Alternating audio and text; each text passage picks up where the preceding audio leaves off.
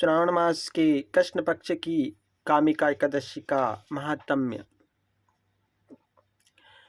कुंती पुत्र धर्मराज युधिष्ठिर बोले हैं कि हे भगवान, अब आप मुझे श्रावण माह के कृष्ण पक्ष की एकादशी की सविस्तार कथा सुनाइए। श्री कृष्ण बोले, हे राजन, मैं इसी एकादशी की कथा कहता हूँ, ध्यान पूर्वक सुनो। इस पर एकादशी की पावन कथा की को भीष्म पितामह ने लोकहित के लिए नारद जी से कहा था। श्रावण माह के शुक्ल पक्ष की एकादशी का नाम कामिका है। इसी एकादशी की कथा सुनने मात्र से ही वाजपेयी यज्ञ का फल मिलता है। कामिका एकादशी के व्रत में शंख, चक्र, दीप, नैवेद्य आदि से पूजा करते हैं। ऐसा करने से गया स्नान के फल से भी बड़ा फल मिलता है। भगवान की पूजा का फल श्रावण मास के कृष्ण पक्ष की एकादशी के फल के बराबर है। अतः भक्तिपूर्वक भगवान की पूजा न बन सके तो श्रावण माह के कृष्ण पक्ष कामिका एकादशी का व्रत अवश्य करना चाहिए।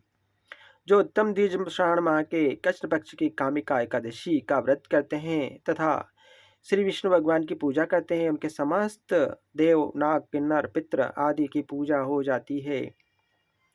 हे नारद जी, स्वयं भगवान ने अपने मुख से ऐसा ही कहा है।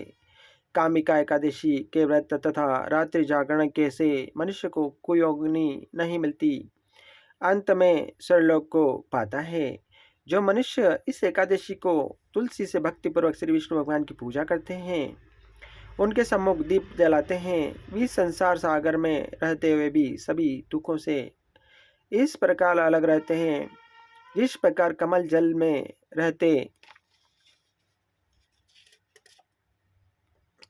रहते हुए भी जल से अलग रहता है। श्री विष्णु भगवान रत्न, मोती, मणि, आभूषण आदि की अपेक्षा तुलसी दल से अधिक प्रसन्न होते हैं।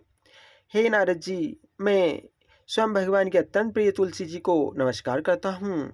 तुलसी जी के दर्शन मात्र एवं स्पर्श मात्र से मनुष्य की समस्त यम यातनाएं नष्ट हो जाती है। जो मनुष्य तुलसी जी को भक्तिपूर्वक भगवान के चरणों में अर्पित करता है, उसे शक्ति मिलती है। ओम नमो भगवते वासुदेवाय नमः। ओम कर्पूरगौरवं